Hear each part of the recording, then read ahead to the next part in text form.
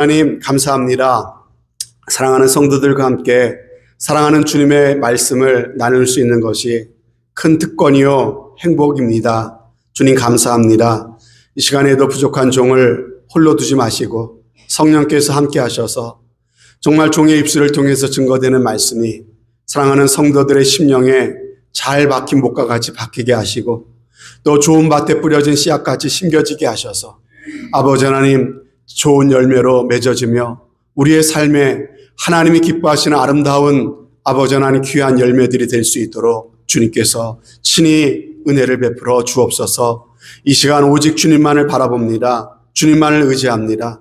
말씀에 집중하지 못하도록 만드는 우리 육신의 연약함과 사단 마귀의 공격을 주님께서 막아주시고 하나님의 말씀을 듣고 받을 때 믿음으로 받으며 이것이 우리의 심령을 살리고 우리의 심령에 소망과 힘을 주는 복된 귀한 은혜가 꼭 있게 하여 주옵소서. 오직 주님만을 의지합니다. 믿사옵고 예수 그리스도를 받들어 기도하옵나이다. 아멘.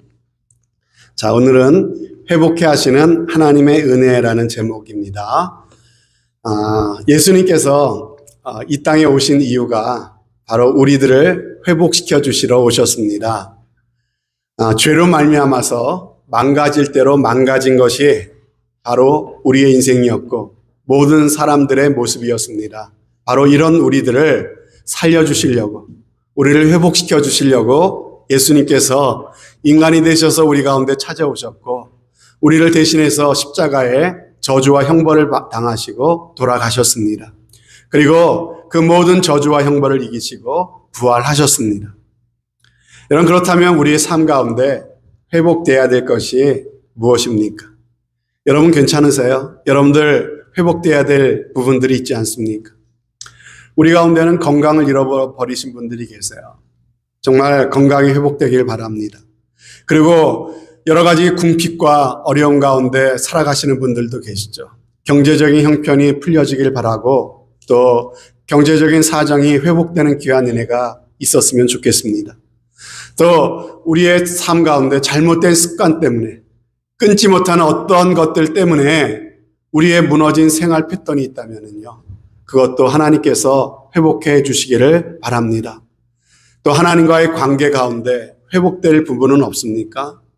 여러분의 예배는 회복돼야 되지 않습니까? 몸은 교회당에 와 있지만은 정말 하나님과 어떤 관계 가운데 여러분들은 예배를 드리고 있습니까? 예배 중에 주님의 말씀이 들려주십니까? 예배를 드리면서 정말로 하나님이 나를 사랑하시는구나. 하나님께서 나와 함께 하시는구나. 하나님의 임재가 느껴지고 하나님의 영광이 내 마음 가운데 경험되어지는 그런 살아있는 예배를 여러분들 드리고 계십니까? 그렇지 못하다면 정말 우리의 삶 가운데 예배가 회복되는 귀한 은혜가 있으시기를 바랍니다. 여러분 마음에 기쁨이 있습니까? 감사가 있습니까? 찬송이 있습니까? 여러분 어느 순간부터 내 입술에 감사와 찬송이 메말라 버렸다면 하나님께서 여러분의 마음으로부터 감사와 회복을 회복시켜 주시기를 바랍니다. 여러분 가정은 어떻습니까? 부부 관계가 무너져 있지는 않습니까? 자녀와의 관계가 지금 어긋나 있지는 않습니까? 하나님의 회복이 꼭 함께 하시기를 바랍니다. 가정을 회복시켜 주시는 하나님의 은혜가 반드시 여러분들과 함께 계실 줄로 믿습니다. 정말 하나하나 생각해 보면은요, 우리의 삶 가운데 회복돼야 될 부분이 한두 가지가 아닌 것 같습니다. 앞에서 말씀을 전하는 저도 마찬가지입니다. 하나님께서 나를 회복시켜 주지 않는다면, 내 인생이 이대로 끝나버린다면 참으로 불행할 것 같은 그런 일들이 많이 있습니다. 그렇지만 하나님께서 반드시 여러분들 가운데 참으로 은혜를 베풀어 주셔서 우리의 삶에 놀라운 회복의 역사를 이루어 주실 줄로 믿습니다. 오늘 본문에 나오는 나오미의 가정, 이 나오미의 가정을 우리가 보게 될 때 정말 어디서부터 어떻게 손을 대야 될지 우리가 알 수 없을 정도로 완전히 무너져 버린 한 가정을 우리는 볼 수가 있습니다.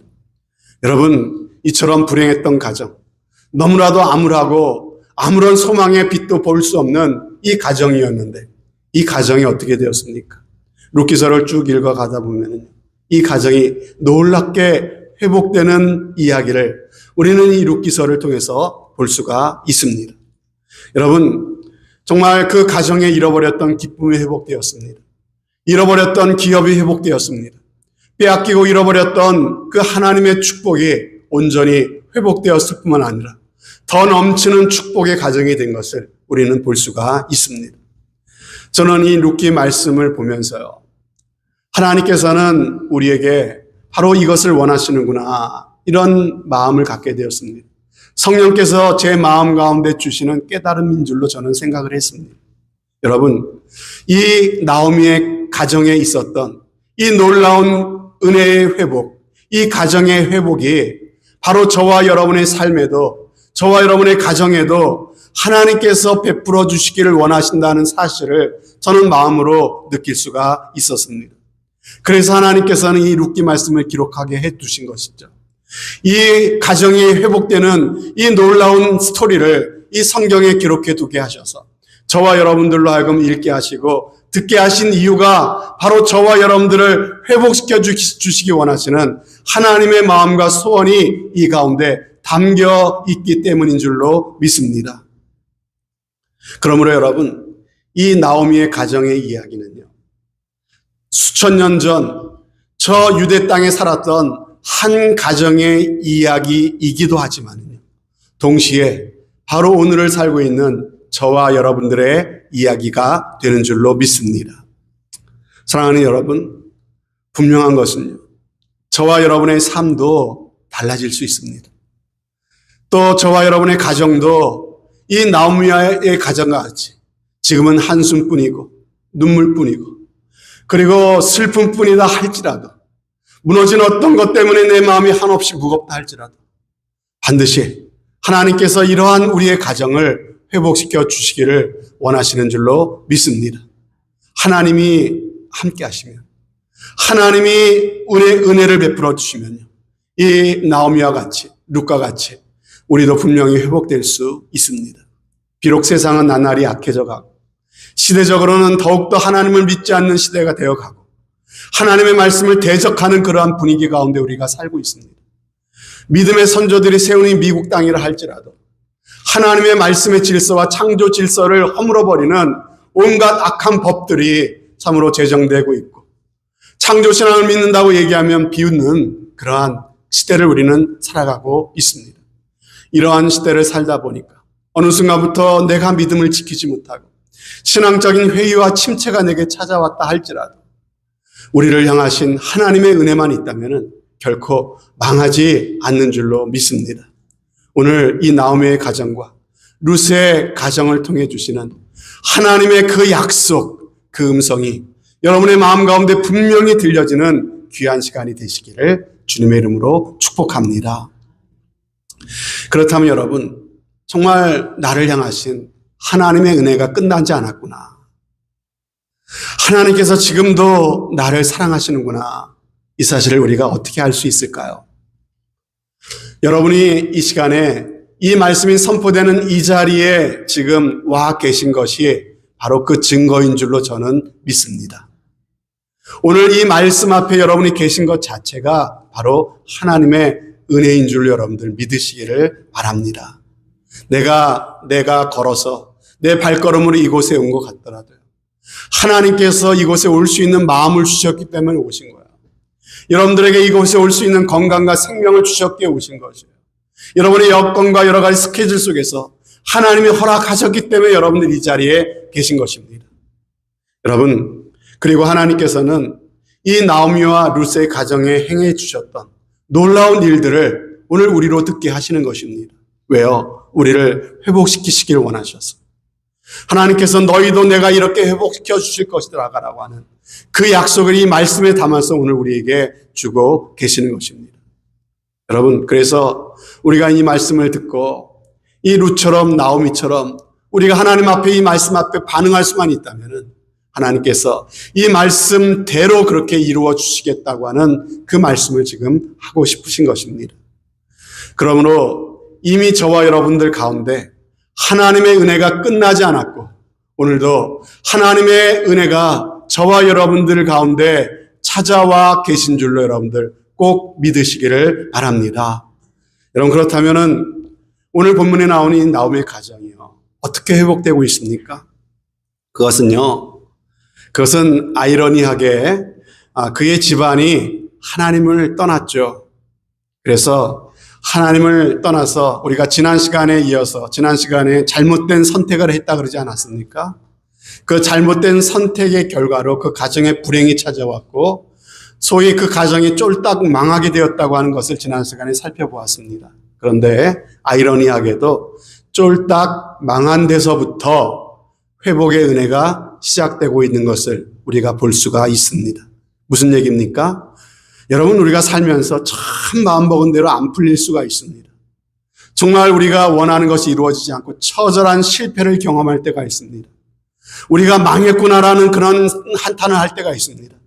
그때가 오히려 회복의 시작일 수 있다라고 하는 것입니다. 오늘 3절 말씀해 보니까 나무의 가정에 어떤 일이 닥쳤습니까?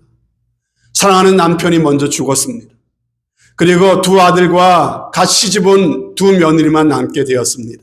그런데 5절을 말씀해 보니까는 그 청청한 젊은 그 두 아들마저도 하나하나 다 죽어버렸다고 이야기하고 있습니다. 어떻게 이런 일이 연거푸 생길 수 있는 것입니까? 그럼 참 이상하죠? 불행한 일이 생기면요, 이것은 한 번만 생기는 것이 아니라 겹쳐서 우리 인생 가운데 다가오는 경우들이 많이 있다는 것이죠. 여러분, 그런데 성경은 이러한 비극이 왜 시작되었다고 말합니까? 그들이 있어야 될 자리에 머물지 않았기 때문이라는 것이에요. 하나님이 주신 기업이 있어요. 그 기업인 베들레헴을 그들이 하나님의 허락 없이 그냥 떠나버림으로써 이 비극이 시작되었다는 것을 우리가 지난 시간에 보지 않았습니까? 여러분, 그렇다면 그들이 살던 베들레헴이 어떤 곳이기에 떠나면 안 되는 곳입니까? 그곳은 다윗 왕이 태어나고 자란 고향이지요. 베들레헴. 뿐만 아니라 베들레헴이 어떤 곳입니까? 여러분, 누가 태어나신 곳이죠? 바로 예수님이 태어나신 곳 아닙니까? 베들레헴이라고 하는 말의 뜻은요, 떡집, 빵집 이런 뜻이에요. 그러므로 생명의 떡집이요, 은혜의 떡집이요, 말씀의 떡집이라고 하는 뜻이 바로 베들레헴이라고 하는 말의 뜻입니다. 그러므로 여러분, 베들레헴 이곳의 영적인 의미가 무엇이냐면요, 오늘날 이 생명의 양식인 하나님의 말씀이 선포되는 이 교회를 의미하는 것입니다. 베들레헴이라고 하는 것이요.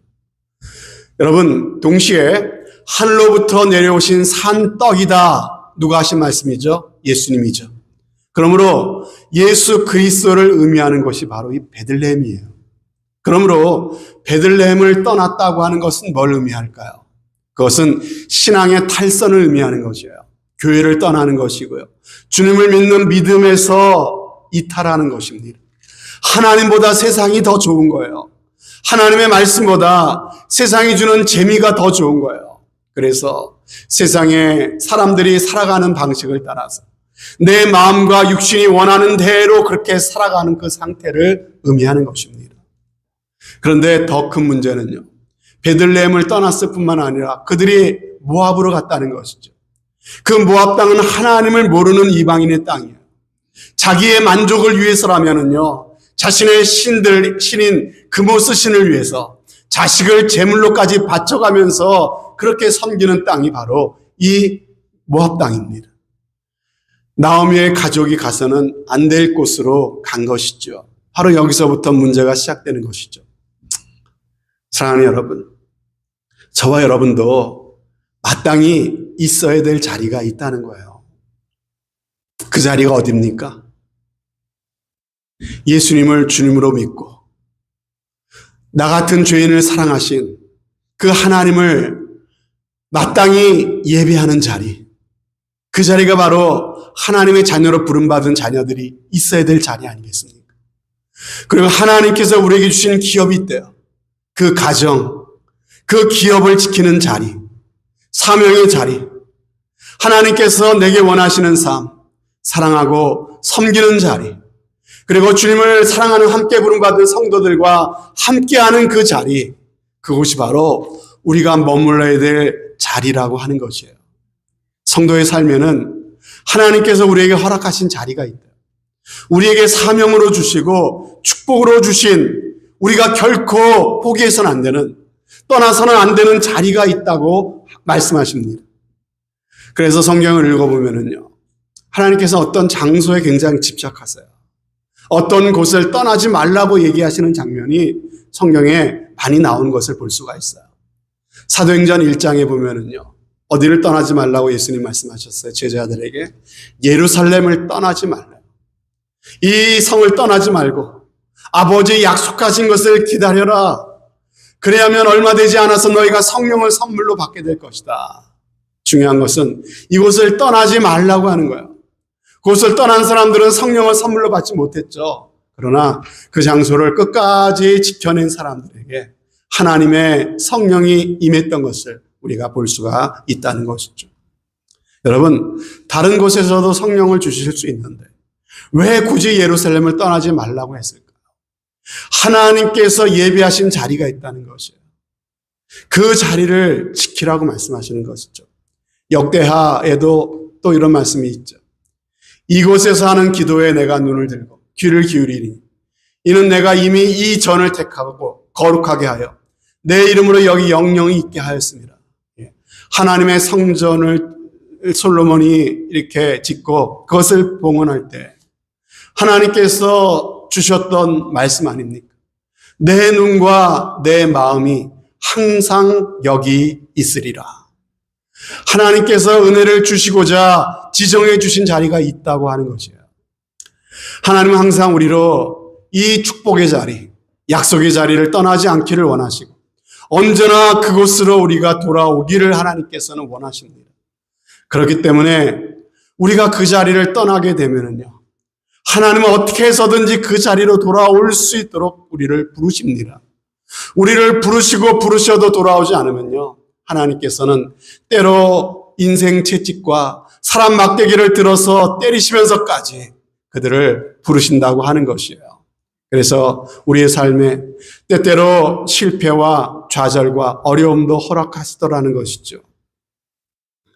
지금 나오미 가정에 닥친 사랑하는 가족의 죽음, 이 가정에 닥친 이 어두운 그림자, 슬픔, 시련, 이것이 나오미에게 어떤 결과를 가져다 주고 있죠? 그로 하여금 약속의 땅, 하나님의 백성의 땅으로 돌아오게 하고 있다라고 하는 것이에요. 그러므로 여러분, 우리가 좀 더 넓게 봤으면 좋겠어요. 하나님께서 우리를 사랑하신다면 우리의 인생 가운데 일어나는 실패와 좌절과 어려움은요, 하나님께서 우리에게 허락하시는 또 다른 은혜가 될 수 있다라고 하는 것이에요. 여러분, 우리가 정말 그 어려움을 통해서 하나님께 돌아올 수만 있다면 내 인생에 당하는 좌절과 실패는 결코 좌절이 아니죠. 제가 전에 섬겼던 교회에서 어떤 새로 오신 집사님이 계셨는데 믿음이 참 좋아 보이는 분이셨습니다. 그래서 신방을 갔어요.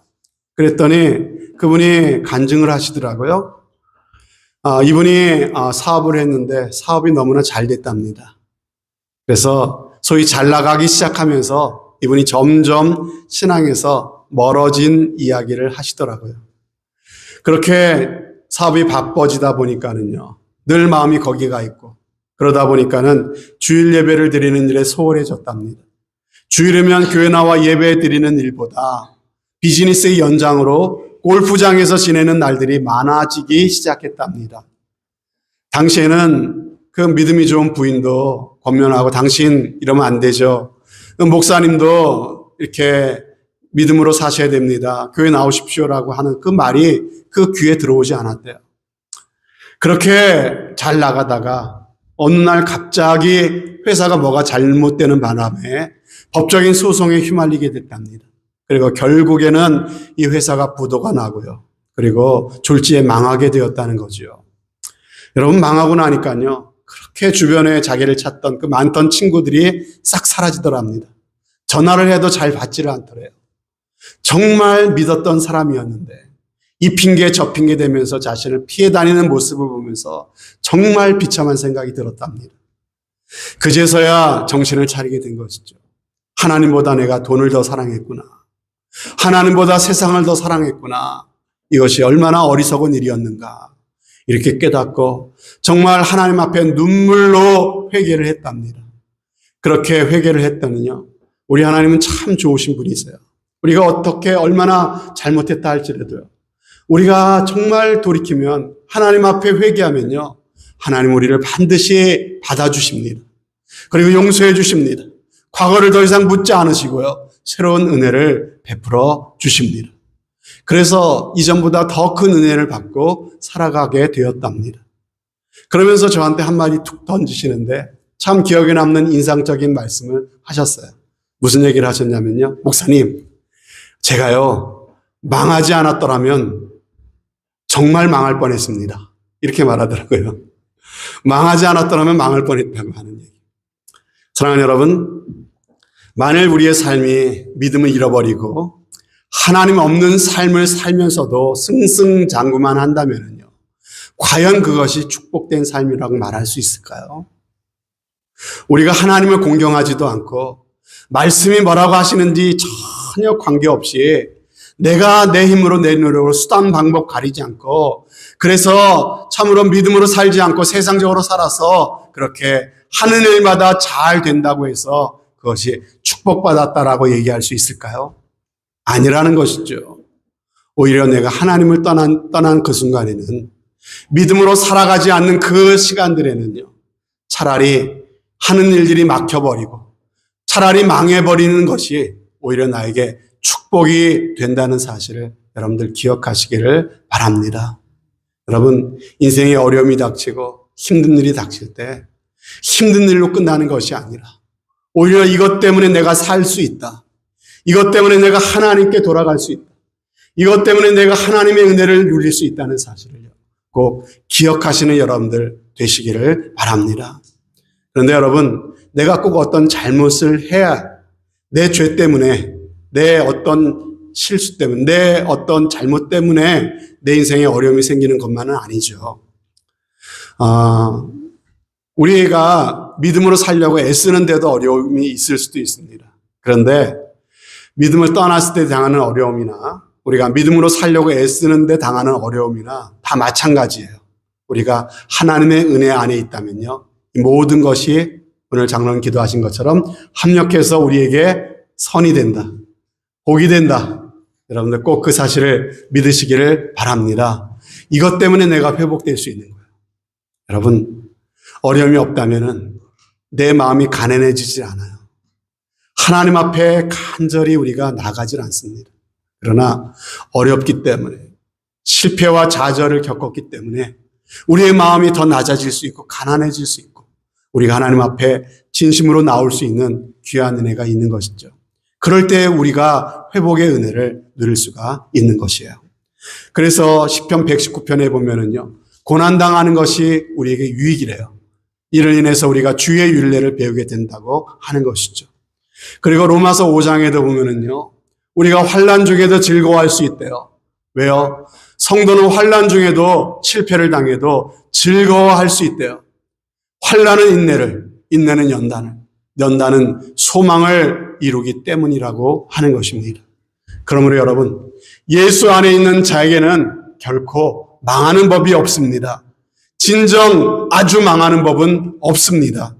잠시 망하는 것처럼 보일 수는 있습니다. 그러나 궁극적으로 망할 수는 없다고 하는 것이에요. 그래서 우리는요, 어떤 문제가 있고 어려움을 겪는다 할지라도, 어떤 실패와 좌절을 경험한다 할지라도 우리는 결코 낙심하거나 주저앉아 있어서는 안 됩니다. 오히려 그것을 통해 나를 회복시켜 주시고자 하시는 하나님의 손길을 바라보면서 전화위복의 기회로 삼아야 될 줄로 믿습니다. 자, 첫 번째, 우리가 망하는 것이 오히려 하나님께 돌아가고 회복되는 길이다라고 하는 그것을 보았고요. 두 번째, 나오미의 삶이 회복될 수 있었던 것은요, 자, 이런 실패와 좌절 때문에 어떻게 됐습니까? 베들레헴으로 돌아가죠. 여러분, 돌아갈 때에 하나님의 회복의 은혜가 있습니다. 여러분, 남편과 자식들이 죽어가는 이 상황 속에서 끝내 약속의 땅으로 돌아가지 않았다면은 나오미의 삶은 결코 회복되지 않았을 것입니다. 그러나 그는 어떻게 했어요? 자신이 떠나왔던 그 고향 베들레헴으로 돌아가기로 그렇게 결단을 했다는 것이죠. 그래서 6절 말씀에 보니까는요, 나오미가 왜 모압 지방을 떠나서 돌아가기로 그렇게 결심했습니까? 왜죠?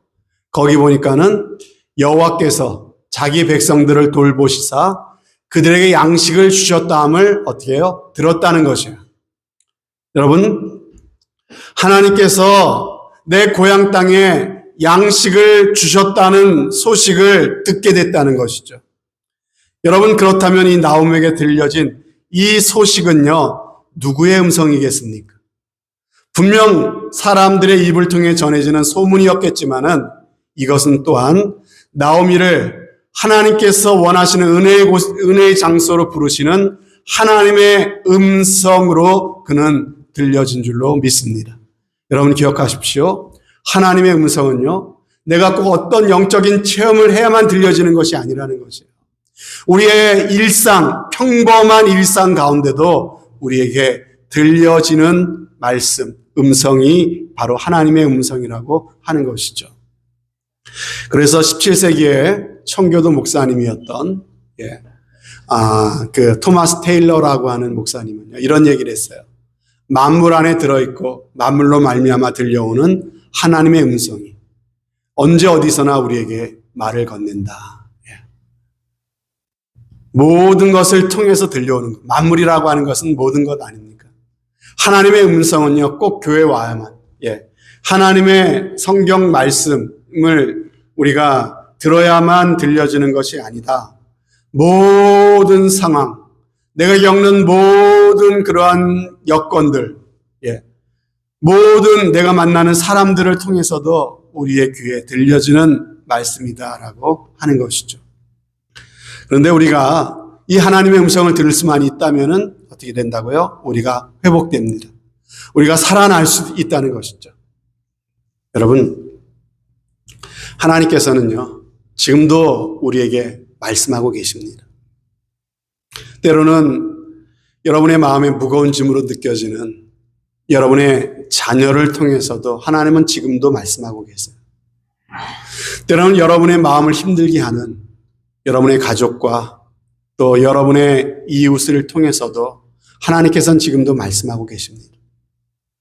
아니, 내가 잘 아는 사람이 아닐지라도, 내가 잘 모르는 지나가는 사람이 툭 나에게 던진 한마디의 말을 통해서도 하나님은 나에게 말씀하고 계십니다. 그러나 여러분, 가장 확실하게 우리에게 말씀해 주시는 방법은요, 바로 이렇게 예배를 통해 강단에서 전해지는 말씀을 통해서 우리에게 보다 분명한 목소리로 하나님 말씀해 주십니다. 여러분, 그럼에도 불구하고 우리가 잊지 말아야 될 것은 뭘까요? 강단에서 우리에게 말씀해 주시는 말씀이든, 아니면 여러분들이 만난 어떤 상황 속에서 들려지는 음성이든, 어떤 사람을 통해서 나에게 주시는 말씀이든, 여러분, 이것은 하나님께서 여러분을 살리시고자 여러분들에게 주시는 하나님의 은혜라는 사실을 여러분들 잊지 마시기를 바랍니다. 하나님이 은혜 주시니까, 하나님께서 여러분들의 마음에 은혜 주시니까 이게 지나가는 말이 아니라 내게 주시는 하나님의 말씀이구나, 이 사실이 여러분 마음 가운데 깨달아지는 거예요. 하나님의 음성으로 들려지는 것이 곧 하나님이 여러분에게 주시는 은혜다라는 사실입니다. 그래서 우리가 어떻게 해서든지 하나님의 음성을 들을 때 어떤 일이 일어납니까? 이사야 55장 말씀처럼요, 하나님의 음성을 들을 때 우리의 영혼이 살아나는 귀한 역사가 일어나게 된다고 하는 거예요. 하나님의 음성은 특징이 있어요. 듣고 끝나는 것이 아니에요. 들으면 삽니다. 들려지지 않는 것이 답답하고 힘든 것이죠. 하나님의 음성이 내 영혼에 들려지기 시작할 때 내 영혼이 살아나는 귀한 일들이 일어나게 된다고 하는 것이에요. 그런데 왜 하나님의 음성이 들리지 않을까요? 왜 내 심령은 하나님의 음성이 들리지 않아 답답한 가운데 있는 걸까요? 왜 내 심령은 살아나지 않고 있는 것일까요? 왜 회복이 일어나지 않는 것일까요? 여러분, 이 예배당 공간에 지금 무엇이 있습니까? 눈에 보입니까, 여러분? 이 공간에 뭐가 있죠? 예? 공기가 있죠. 뭐가 있어요? 그리고 이 빈 공간에 뭐가 있습니까? 공기, 우리가 숨을 쉬는데 필요한 산소도 있고, 예, 질소도 있고, 예, 뭐 이런 공기도 있겠지만은 또 뭐가 있냐면은요, 이 빈 공간 안에 예, 지금 그 수많은 전파들이 지금 돌아다니고 있는 거 여러분 아시죠?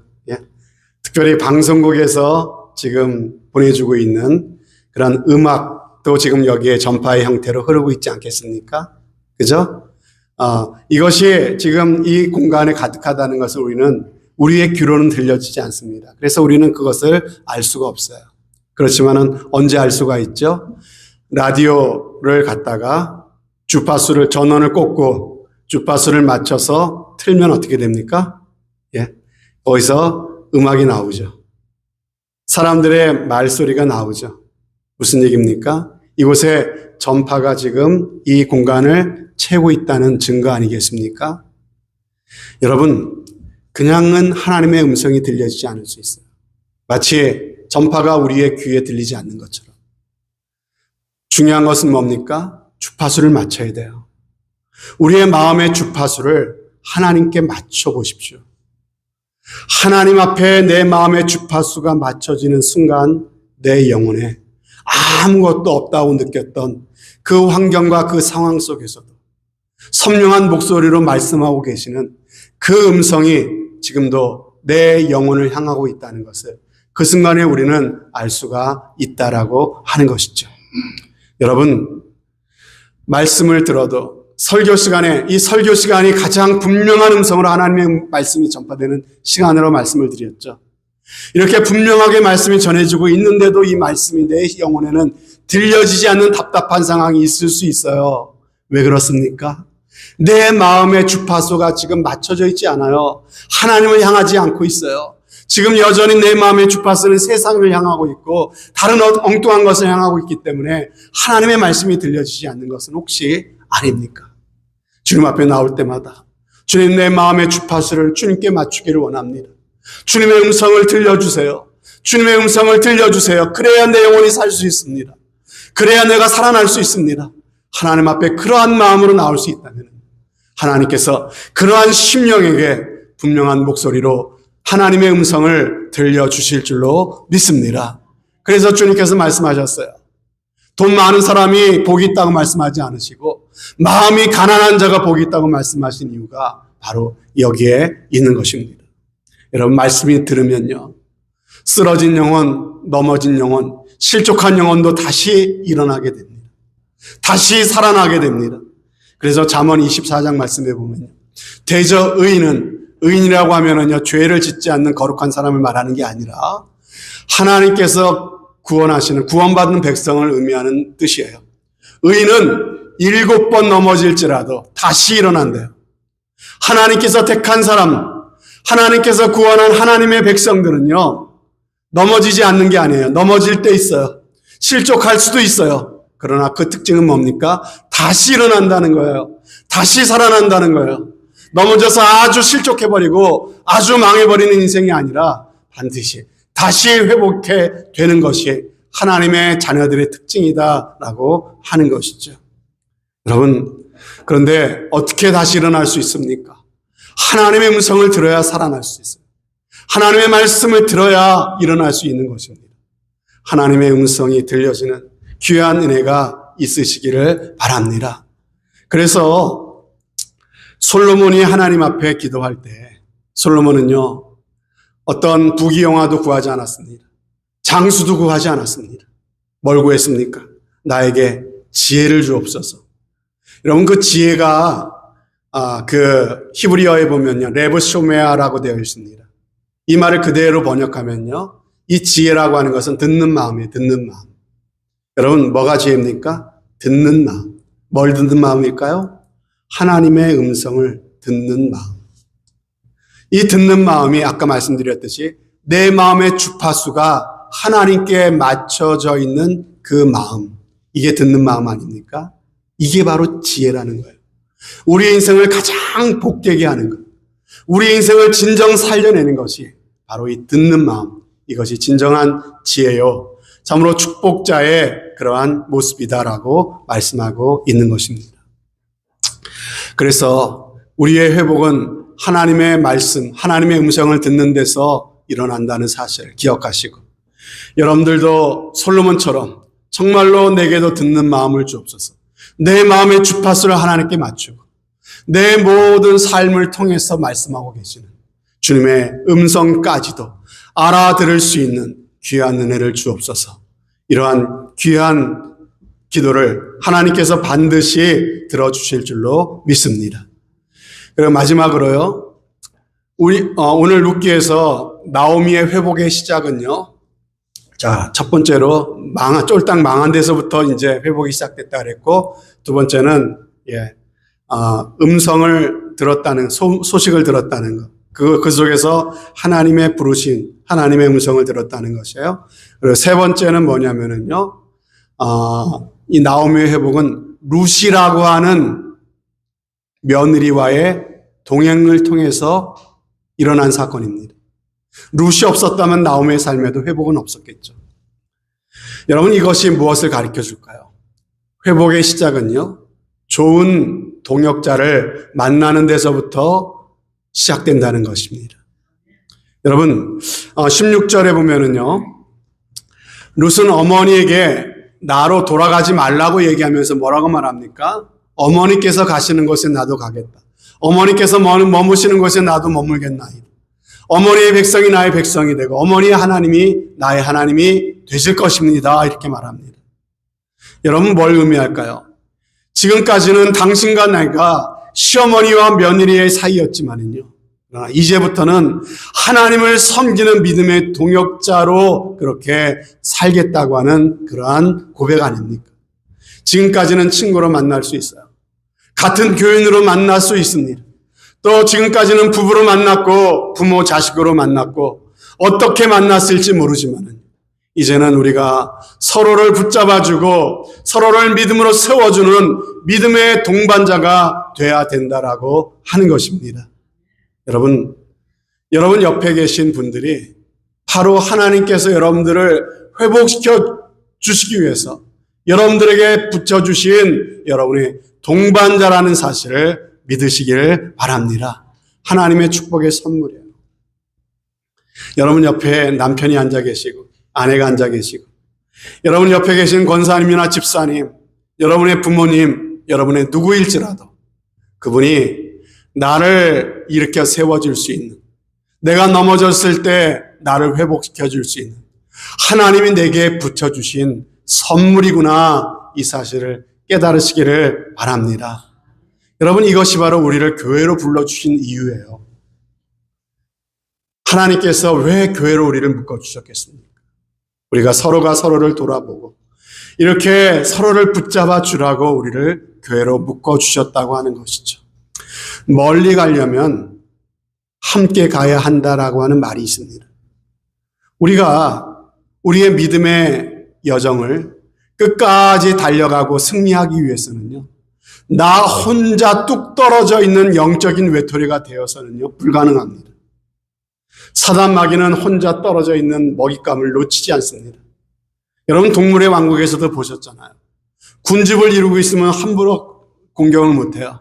그러나 혼자 떨어져 있는 그 동물은요, 맹수의 먹잇감이 되고 마는 것입니다. 그러므로 여러분, 우리가 믿음에서 끝까지 승리하기 위해서는 좋은 신앙의 공동체에 속해 있어야 됩니다. 좋은 믿음의 사람과 만나야 되고 그들과 함께 해야 합니다. 그들과 영적인 교제를 우리는 가져야 됩니다. 여러분, 이 원리를 누가 알까요?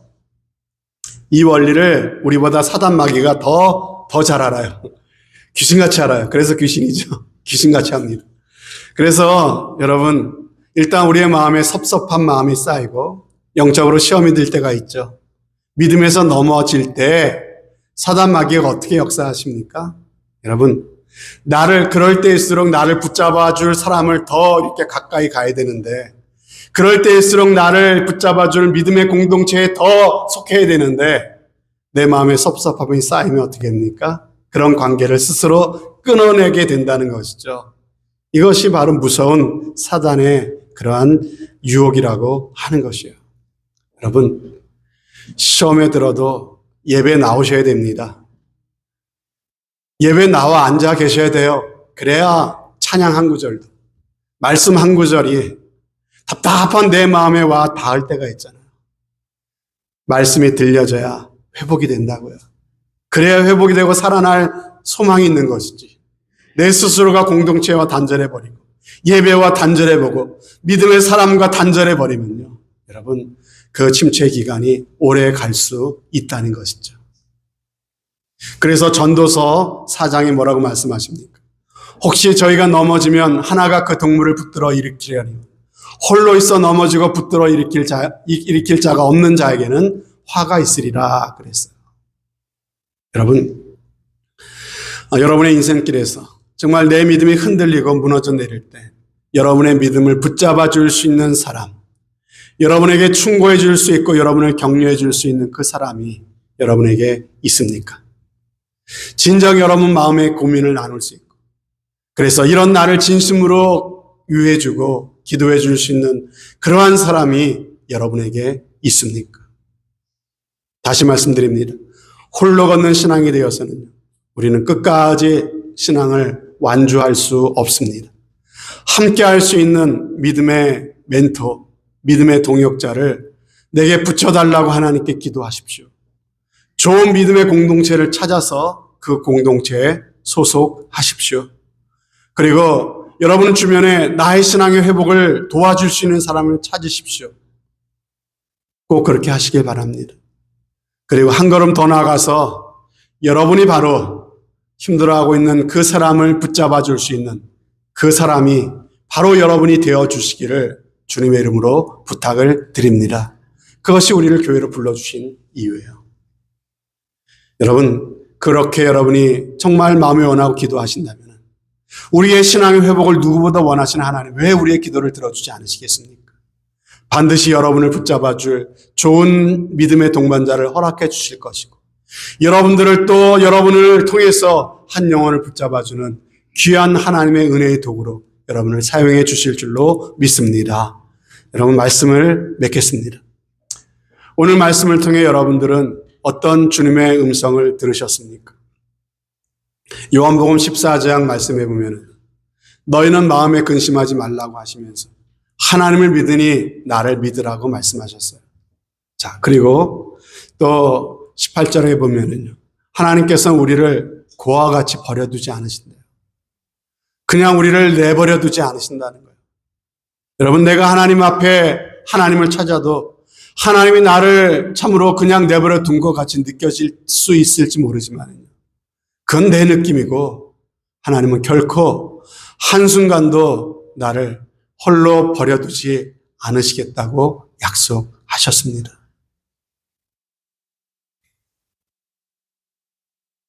우리가 주님께 한 걸음 돌아가면 하나님께서는 너무나 기쁘고 반가워서 10걸음 달려와서 나를 반겨주시고 안겨주시는 주님이십니다.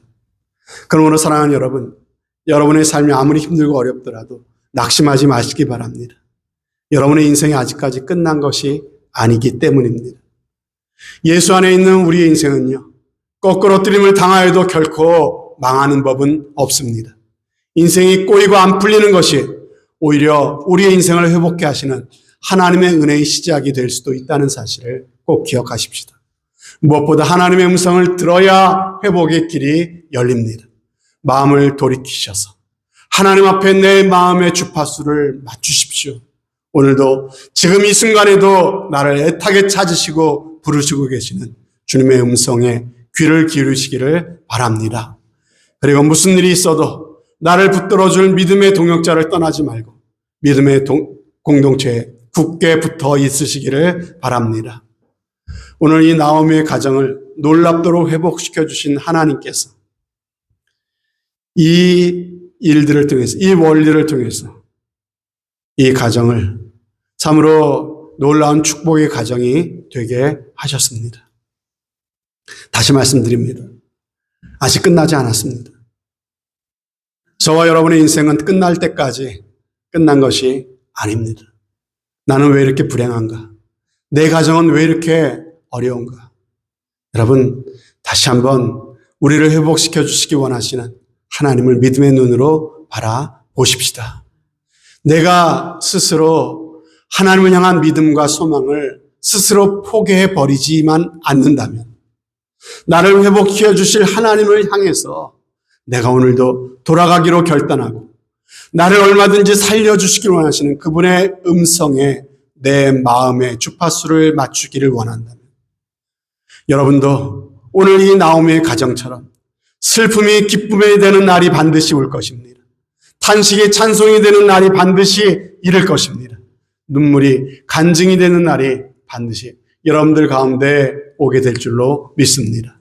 이런 복이 저와 여러분들 가운데 꼭 함께 하시기를 주님의 이름으로 축원드립니다. 아멘. 하나님 아버지,